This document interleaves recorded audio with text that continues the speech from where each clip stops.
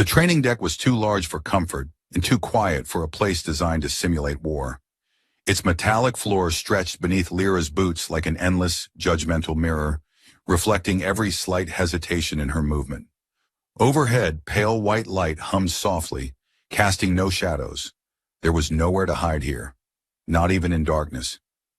She stood at the edge of the arena, shoulders drawn tighter than she intended, fingers brushing nervously against the smooth fabric of her uniform. Across the observation tier, figures gathered behind transparent alloy panels, their silhouettes blurred but unmistakably attentive. She did not need to see their faces to feel them watching. She knew those looks, the careful neutrality, the polite expectation of failure. Lyra inhaled slowly, her long ears catching the faint mechanical rhythm of the station systems, the distant thrum of gravity stabilizers, the soft hiss of oxygen cycling through vents, even the quiet clicking of distant training drones resetting themselves. Everything moved forward. Everything functioned exactly as it should, except her. "Princess," the voice came from behind her, casual, unceremonious. Lyra turned, her posture instinctively straightening as though an invisible weight had been placed along her spine. The human stood a few steps away, one hand loosely holding a standard pulse rifle, the other adjusting the cuff of his worn sleeve. He did not bow. He did not salute. He did not even look particularly impressed. "You may address me as Lyra," she said, carefully measured, as she had been taught. He considered this for a moment, then nodded once. "All right, Lyra." That was it. No formal acknowledgement. No drawn-out respect. Just acceptance. Simple and immediate, like adjusting the brightness on a screen.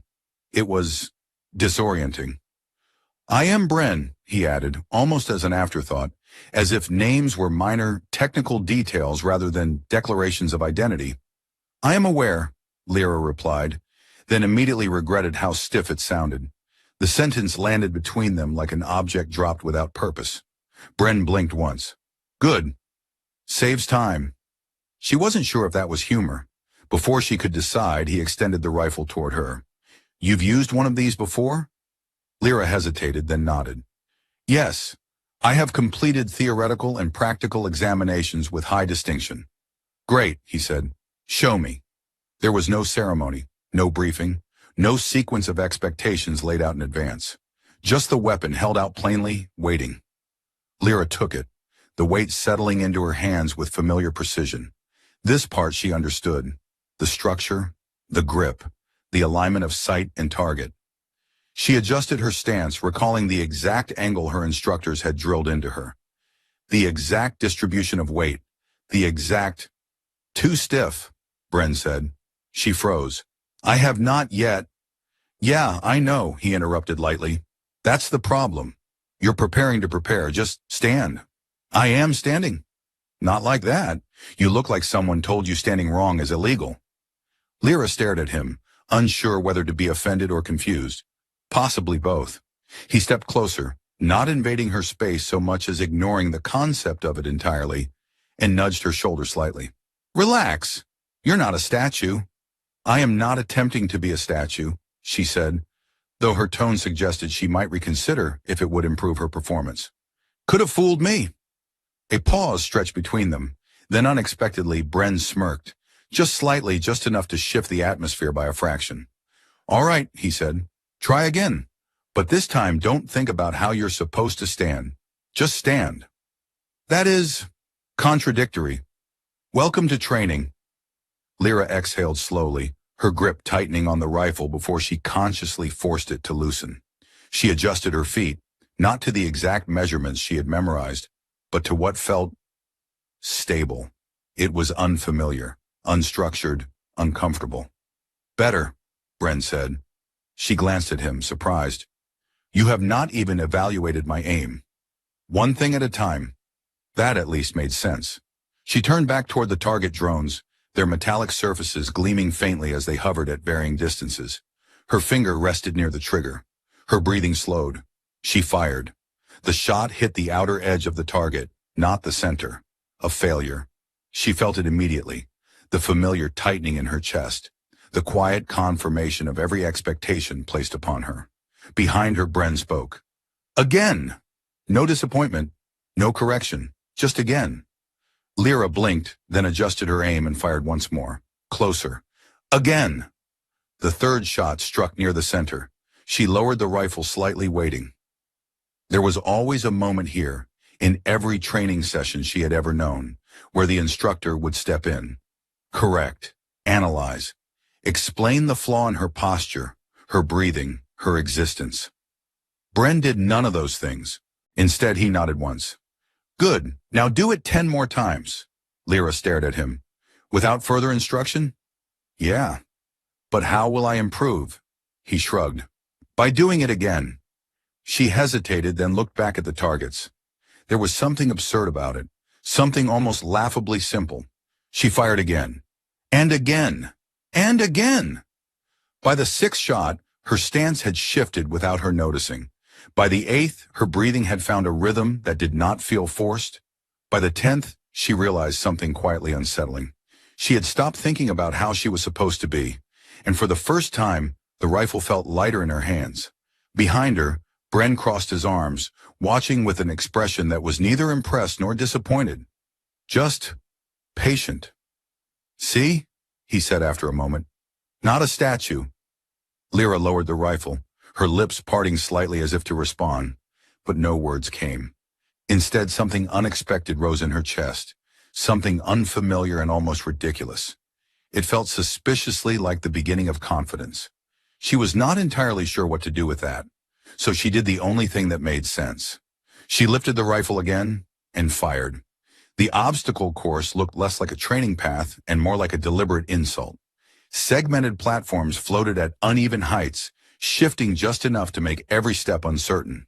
Thin beams of energy cut across the space in unpredictable intervals, while hovering drones drifted lazily overhead, as if waiting for someone to embarrass themselves. Lyra stood at the starting line, staring at the course as though it might rearrange itself into something reasonable if she waited long enough. It won't, Bren said from behind her. She didn't turn. I did not say anything. You didn't have to. You have a very expressive, standing posture. That is not a compliment. Didn't say it was. She exhaled slowly, adjusting her gloves. I have studied this course. I understand its structure. Great, Bren replied. Now forget it. She turned this time, her expression sharpening. That would defeat the purpose of studying. Only if studying worked. It does work. Then why are you still standing here? Lyra opened her mouth, then paused. That was annoyingly difficult to answer. Bren stepped past her, crouching briefly to check the magnetic grip on his boots before straightening again. Look, he said, gesturing toward the floating platforms. You know what it's supposed to be. That's fine. But the course doesn't care what you know. It just cares what you do.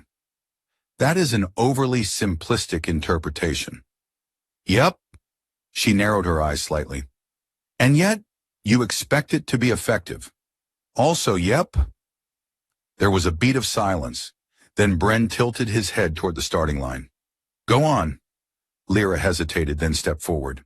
The moment her boot crossed the threshold, the course activated with a low mechanical hum. Platforms shifted slightly, drones adjusted their altitude, and the thin energy beams flickered into motion. She took her first step onto the nearest platform. It moved. Not dramatically, not violently, just enough to disrupt the precise calculations she had made. Her balance faltered, and she corrected too quickly, her body overcompensating in a way that felt painfully familiar. Relax, Bren called. I am relaxed, she replied, her voice tight. You look like you're negotiating with gravity. I am maintaining control. Gravity's winning. She ignored him and pushed forward, leaping to the next platform. This time she landed more cleanly, though her arms lifted slightly to steady herself. The next jump required more distance. She adjusted, calculated, executed. Her foot clipped the edge. For a brief, humiliating moment, she windmilled her arms in a way that would have been impressive if it had been intentional. Then she dropped to one knee, catching herself just before losing balance entirely.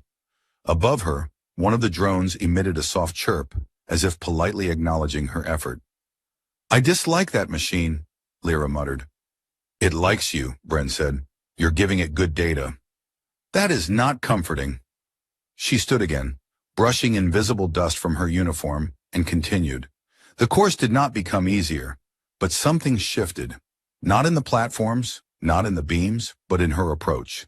She stopped trying to predict every movement, stopped calculating every possibility before acting. Instead, she reacted. When a beam of energy cut across her path, she ducked without overthinking it. When a platform shifted, she adjusted mid-step instead of freezing. It was messy. It was imperfect. It worked. Halfway through the course, she misjudged a jump and landed awkwardly, her foot sliding dangerously close to the edge.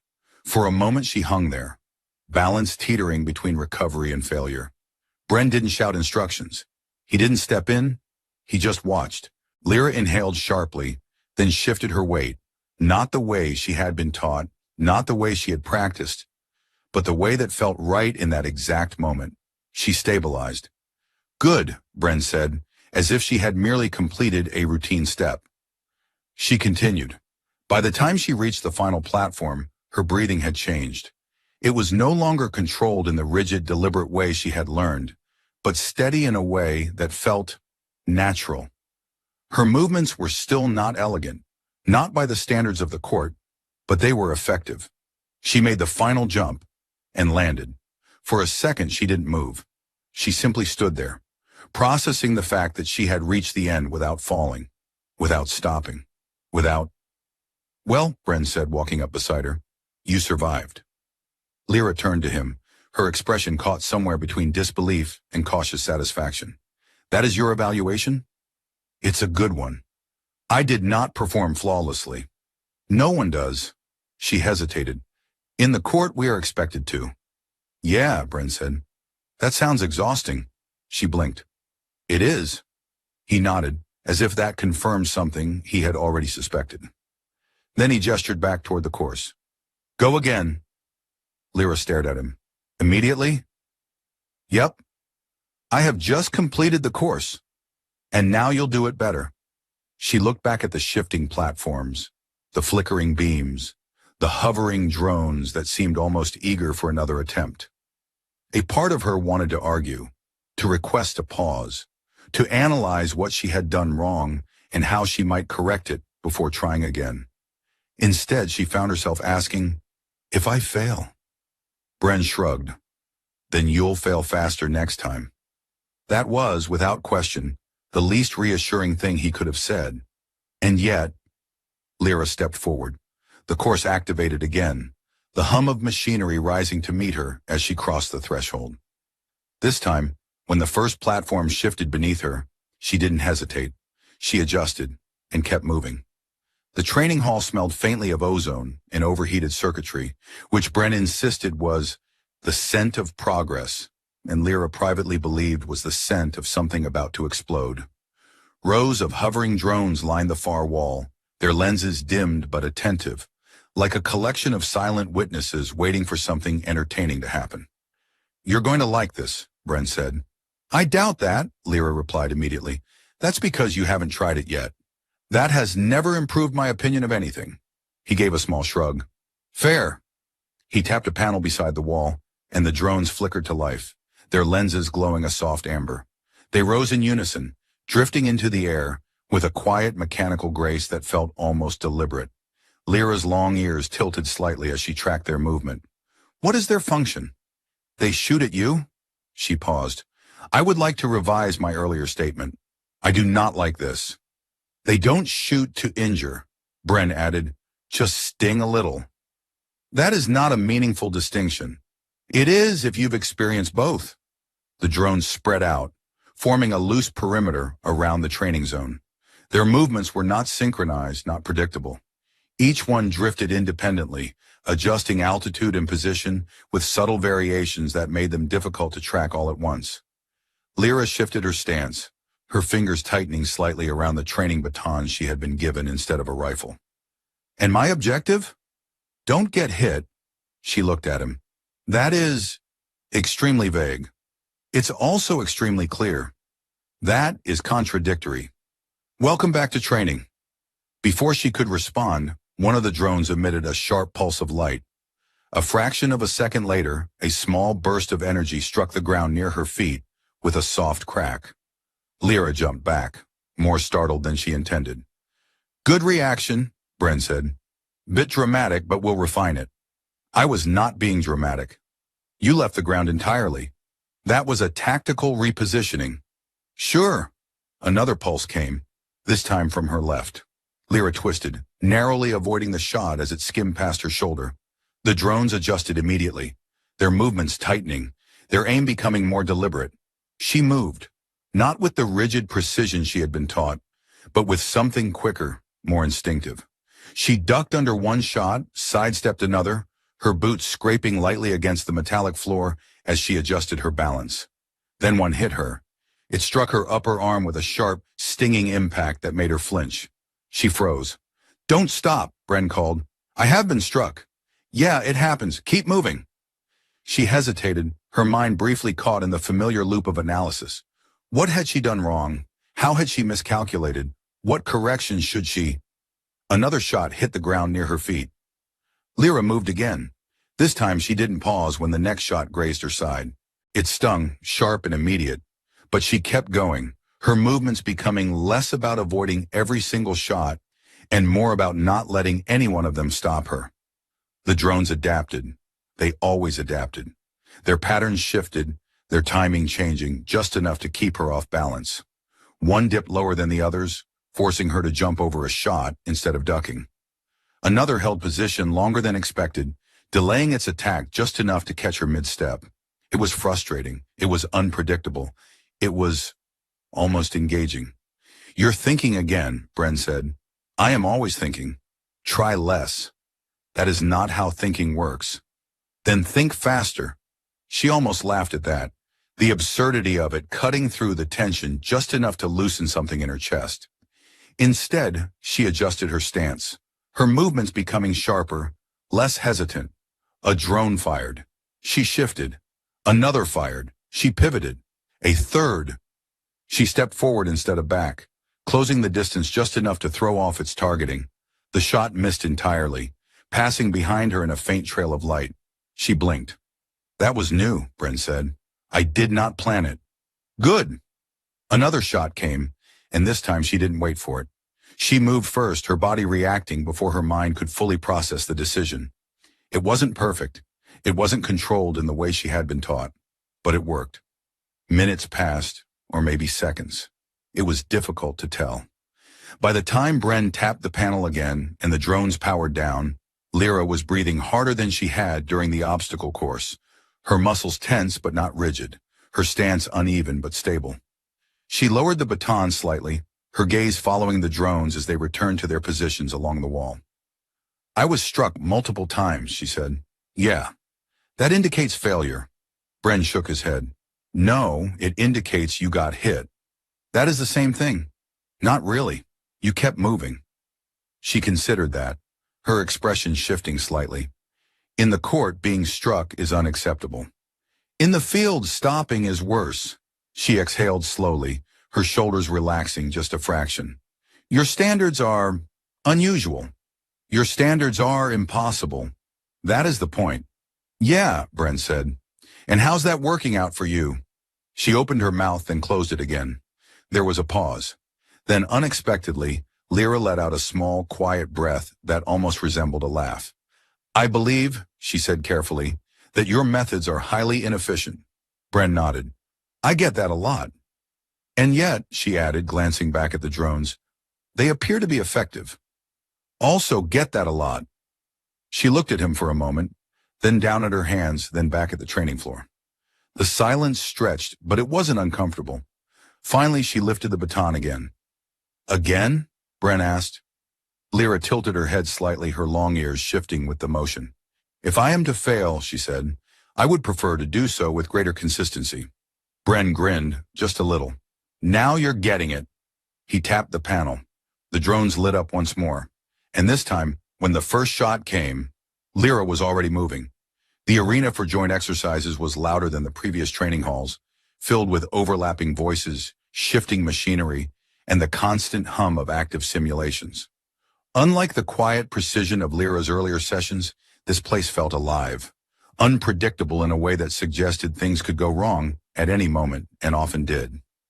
Lyra stood at the edge of the staging zone, her gaze scanning the other trainees.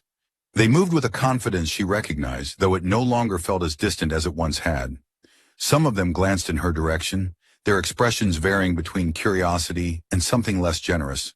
"She's the royal one," someone muttered, not quite quietly enough. "I thought she wasn't supposed to be here. Maybe this is ceremonial." Lyra heard every word. Her long ears made that unavoidable. Bren, standing beside her, also heard them. He didn't react immediately. Instead, he checked the power setting on his rifle, then glanced at Lyra. "You ready?" She hesitated. "That depends." "On what?" "On whether this exercise is designed to expose my inadequacies in front of a larger audience." Bren considered that. "Probably, yeah." "That is not encouraging." "Good," he said. "You won't get comfortable." She exhaled slowly. "I was not in danger of that." A sharp tone echoed across the arena as the simulation initialized. The environment shifted, metallic walls dissolving into a projection of a fractured urban landscape, collapsed structures, uneven terrain, and narrow passageways filled with drifting dust and flickering light. The air even carried a faint scent of burned circuitry, which Bren described as a nice touch, and Lyra described as completely unnecessary. Teams were assigned quickly. Lyra found herself grouped with 3 other trainees, 2 from her own species and 1 from a different allied world. Their expressions were polite but distant, their movements coordinated in a way that made her feel, briefly, like an outsider again. Bren stood just outside the team formation, observing. "Objective is simple," one of the trainees said. "Secure the central node and maintain position." "That is rarely simple," Lyra replied. "It is if everyone performs correctly." There was a subtle emphasis on the last word. Bren spoke before Lyra could respond. "It's simple until it isn't. Then it gets interesting." The trainee looked at him, unimpressed. "We are not here for interesting." Bren shrugged. "That's usually when it shows up." The signal sounded. The team moved. At first, Lyra followed their lead, matching their pace, their formation, their carefully practiced movements. It was efficient, predictable, controlled. It was also slow. She noticed it immediately, though she said nothing. The others advanced cautiously, scanning every angle, checking every corner. It was correct. It was also exactly what the simulation expected. A drone appeared ahead, emerging from the fractured remains of a structure. The team reacted instantly, firing in coordinated bursts that neutralized the threat before it could fully engage. "Maintain formation," the lead trainee said. Lyra nodded, but her attention shifted. There was a narrow passage to the right, partially collapsed, difficult to navigate, and entirely ignored by the team's current path. She hesitated. Then she remembered Bren's voice. "Don't think so much." Before she could reconsider, she moved. "Lyra," one of the trainees called. "Stay in formation." "I am adjusting position," she replied, already stepping into the narrower path. "This is not part of the plan." "Then the plan may require revision." "That is not your decision." Bren's voice cut in, calm but clear. "Let her try." The trainee looked at him. "If she fails." "She'll fail," Bren said. "Then we'll know." That was once again not reassuring. Lyra moved through the passage, her steps careful but not hesitant. The space was tighter, forcing her to adjust her posture, her movements becoming more fluid out of necessity rather than instruction. A drone emerged suddenly, closer than expected. She reacted, not perfectly, not elegantly, but quickly. The shot hit the drone's side, disabling it just enough for it to drop from the air. She didn't stop. The passage opened into a secondary approach to the central node, one that bypassed the heavily guarded main route. For a brief moment, Lyra simply stood there, processing what she had done. Then she heard the others. "Multiple hostiles ahead. Main route is blocked." Lyra looked at the node, then back toward the sounds of the team struggling against the expected path. Then she moved again. By the time the others broke through, they found her already at the objective. Her stance uneven but steady, her rifle lowered slightly as the last drone powered down. There was a pause. The lead trainee stared at her. You abandoned formation. I adapted. That was not your role. Lyra hesitated, then said, "It was necessary." Bren stepped forward, glancing between them. "Objectives are secured, right?" "Yes," the trainee admitted. "Then it worked." "That is not how—" "It is exactly how," Bren interrupted, his tone still calm, but firmer now. "You had a plan. It didn't work. She tried something else. It did." The trainee fell silent. Lyra stood there, unsure whether she had done something right or simply avoided doing something wrong. Above them in the observation tier, Queen Hessa watched without moving. Her gaze followed her daughter, not the uncertain girl she had trained, but the one standing now, slightly out of formation, slightly out of expectation. Different. Below, Bren glanced at Lyra, then nodded once. "Not bad," Lyra blinked. "I deviated from protocol." "Yeah. I caused disruption within the team structure." "Also true." She tilted her head slightly. "And yet you are not displeased."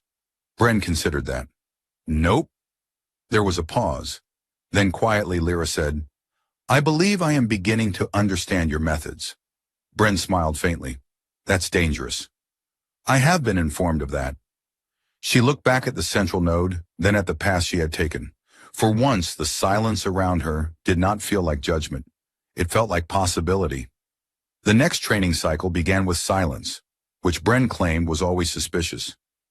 Lyra did not argue, mostly because she was beginning to suspect he was right about things she preferred him not to be right about.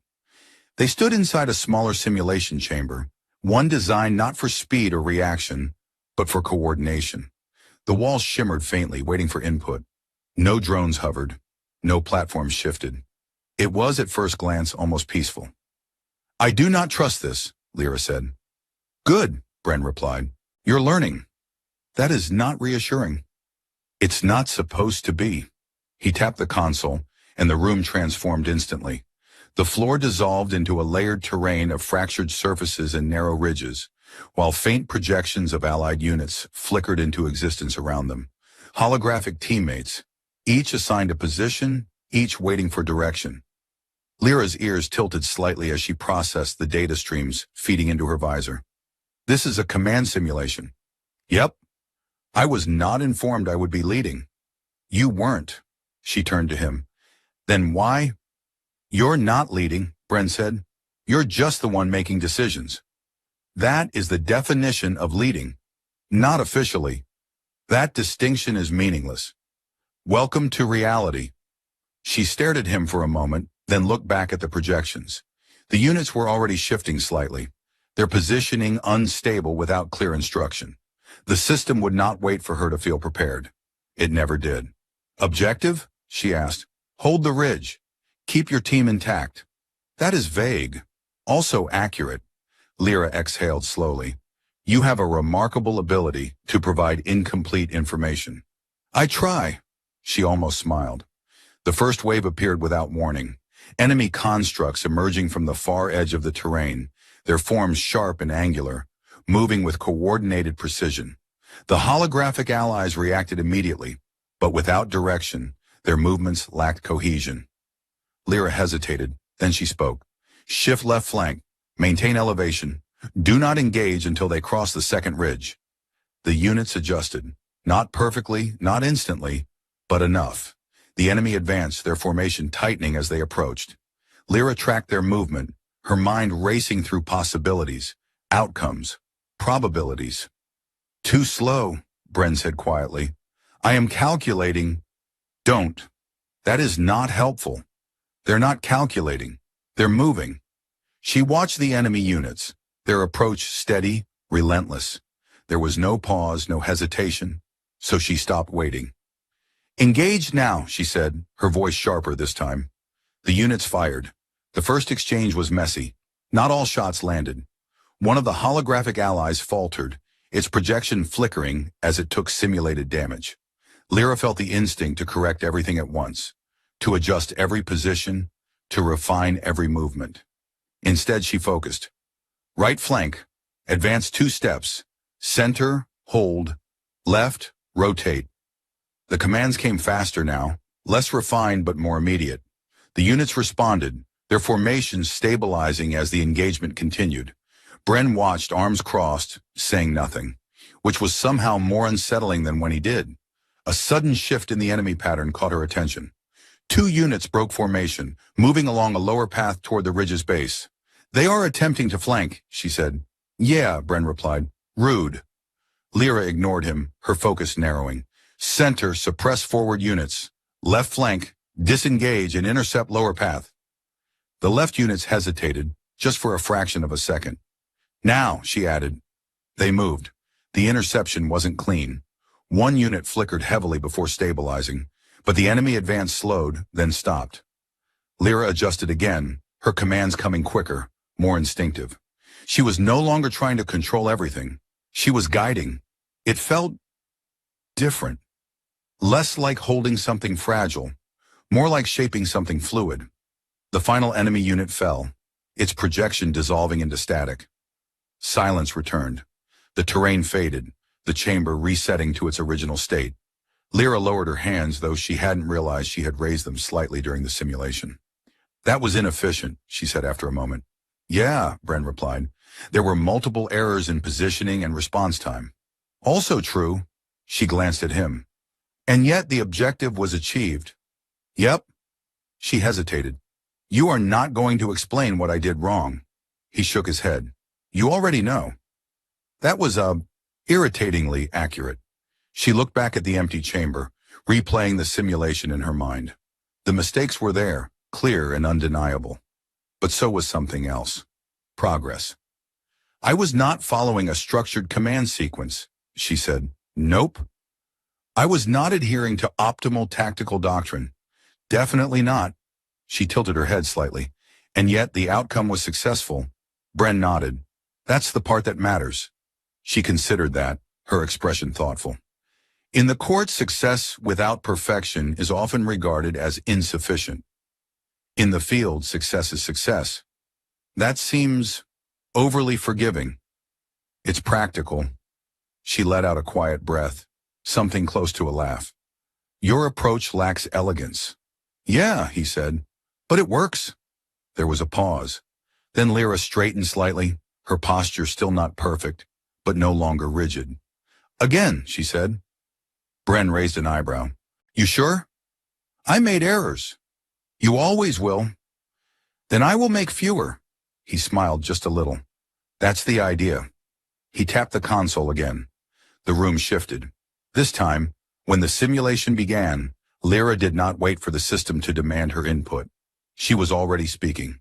And for the first time, it did not feel like she was trying to become the warrior she was expected to be.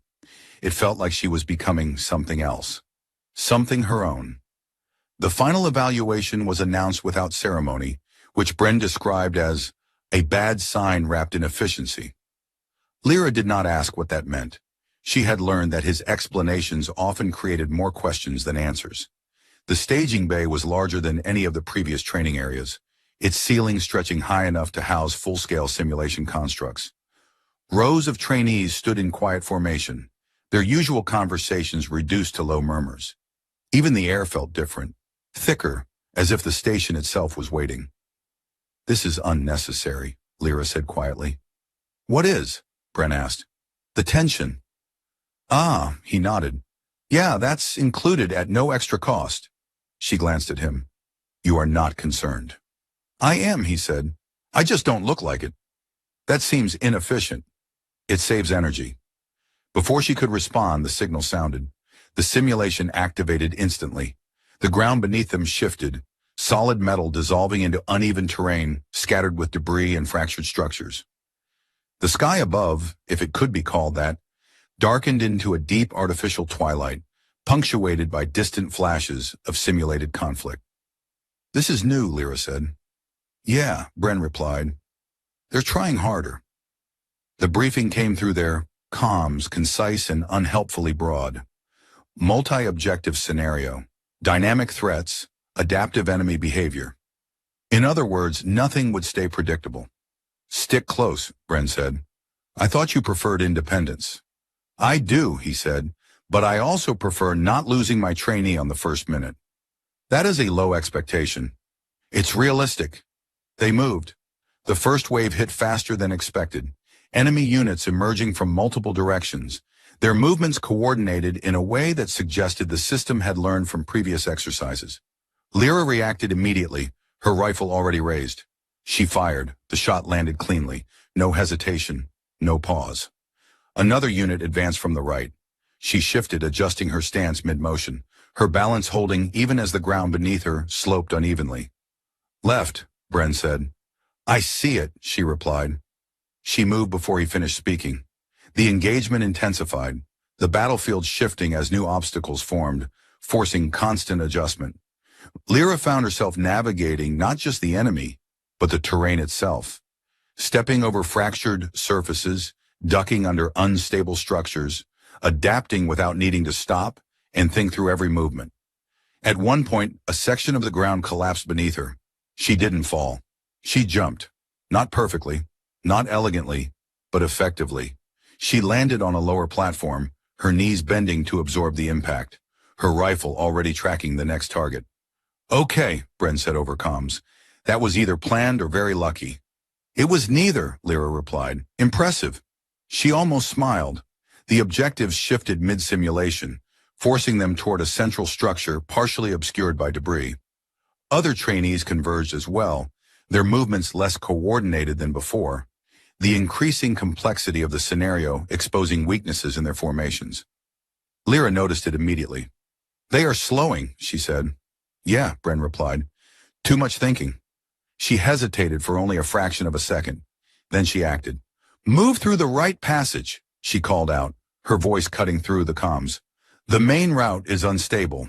One of the trainees responded, uncertain. That is not the designated path. It is faster. That is not confirmed. It will be, she said. There was a pause, then, unexpectedly, they followed.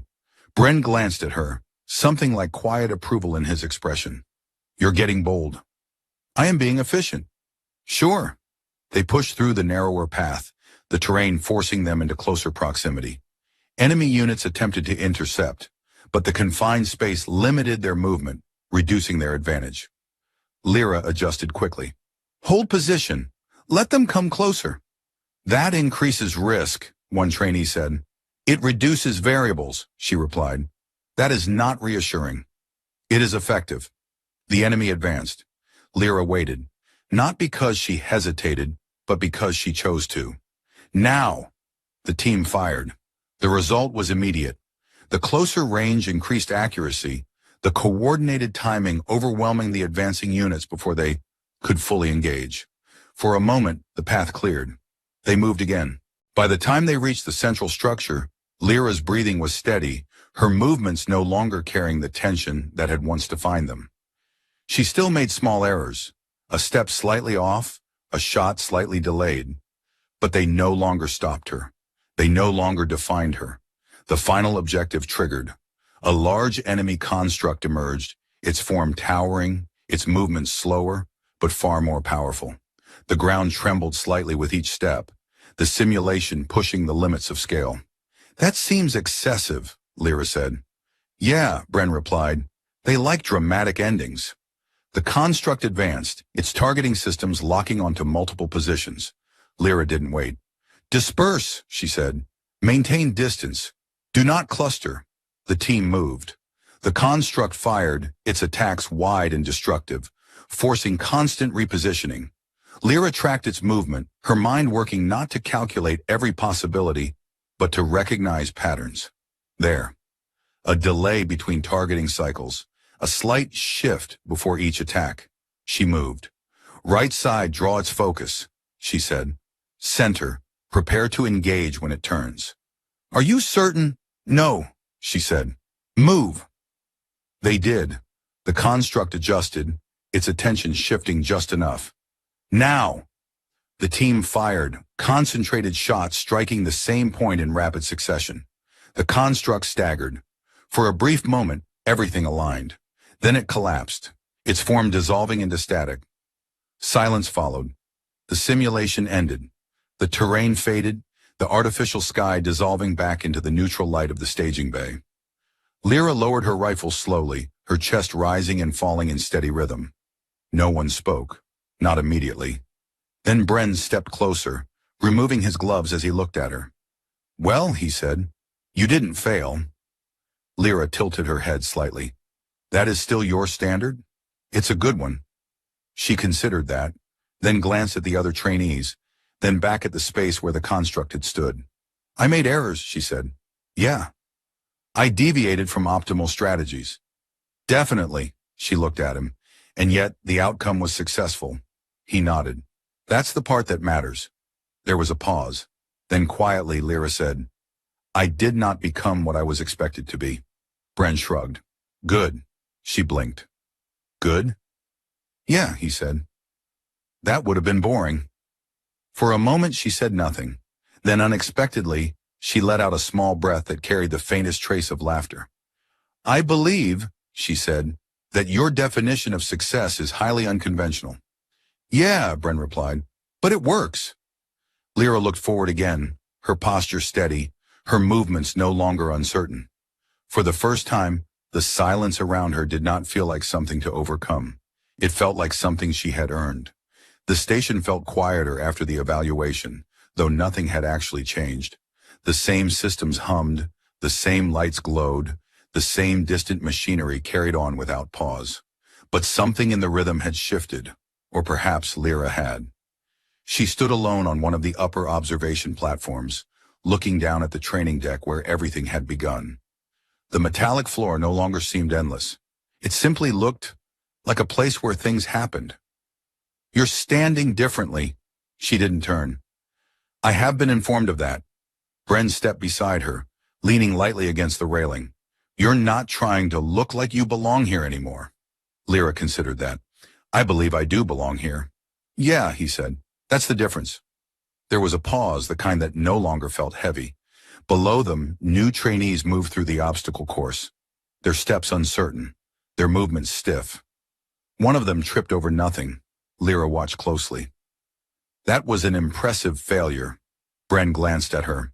"You're enjoying this?" "I am observing." "Sure." Another trainee hesitated before a jump, calculating, delaying. Lyra tilted her head slightly. "They are thinking too much." Bren smirked. "That sound familiar?" She did not answer immediately, then quietly, "Yes." A soft signal echoed through the station, indicating the end of the training cycle. Movement slowed below, the exercises coming to a close. Footsteps approached behind them. Lyra turned this time. Queen Hessa stood at the edge of the platform, her posture as composed as ever, her presence carrying the same quiet authority that had shaped Lyra's entire life. For a moment, neither of them spoke. Bren straightened slightly, then nodded once in acknowledgement. Not a bow, just a nod. Hessa's gaze flickered to him briefly, then returned to her daughter. "You move differently," the queen said. It was not a question. Lyra held her gaze. "Yes. You did not follow the form you were taught." "No." Hessa stepped closer, her expression unreadable. "You broke formation. You deviated from protocol. You made decisions without full calculation." "Yes." Each word landed with quiet certainty.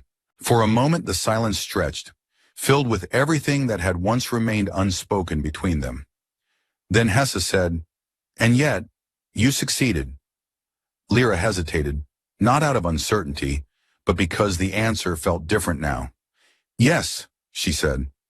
The queen studied her, not as a ruler assessing a subject, but as something far more complicated.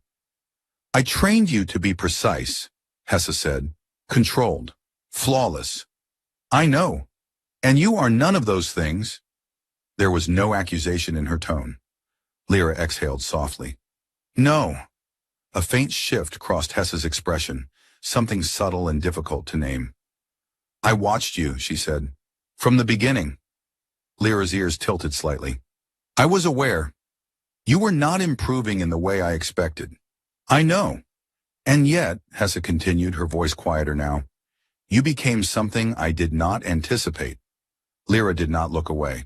"I think I stopped trying to become what I was supposed to be." There was a brief pause. Then unexpectedly, Bren spoke. "Yeah," he said, That usually helps. Both of them glanced at him. He shrugged. What? It's a pattern. For a moment it seemed like Hessa might object. Instead she let out a slow breath. I believed, she said, that I had failed you. Lyra's expression shifted, just slightly. You did not. I gave you everything I knew. And it was valuable. Hessa's gaze softened, though only by a fraction. It was not enough. Lyra stepped closer, her posture steady, not rigid. It was not what I needed, she said, but it is part of what I am. The words settled between them, not as a correction, but as a completion. Hessa looked at her for a long moment, then gave a small, almost imperceptible nod. I see that now. Silence followed, but it was no longer uncertain. Below them, the training deck cleared, the last of the exercises concluding. Bren pushed himself off the railing. Well, and he said, this is the part where I pretend I planned all of this. Lyra glanced at him. You did not? Definitely not. Hessa's gaze shifted to him again. You trained her. Yeah. In a manner inconsistent with our traditions. Also, yeah. There was a pause. Then Hessa said, thank you. Bren blinked. Huh. He seemed to consider responding with something more elaborate, then simply nodded. You're welcome. Lyra watched this exchange, something quiet settling into place within her. The uncertainty that had once followed her, the constant awareness of not being enough, not being correct, not being what was expected. It was still there, but it no longer held the same weight. It no longer defined her. I will continue training, she said. Bren smiled slightly. Good. Hessa inclined her head. As you should. Lyra looked down at the training deck one last time, then back at them. I think, she said, I will fail again. Bren nodded. Definitely. Hessa's expression remained calm. That is acceptable. Lyra let out a small breath, something lighter than before. Then I will continue. She turned, her steps steady as she moved toward the exit. Not perfect, not flawless, but entirely her own. Behind her, Bren glanced at Hessa. She's going to be troubling, he said. Hessa watched her daughter walk away, a faint, almost imperceptible smile touching her expression. Yes, she said, I believe she will. And for the first time, that did not sound like a concern.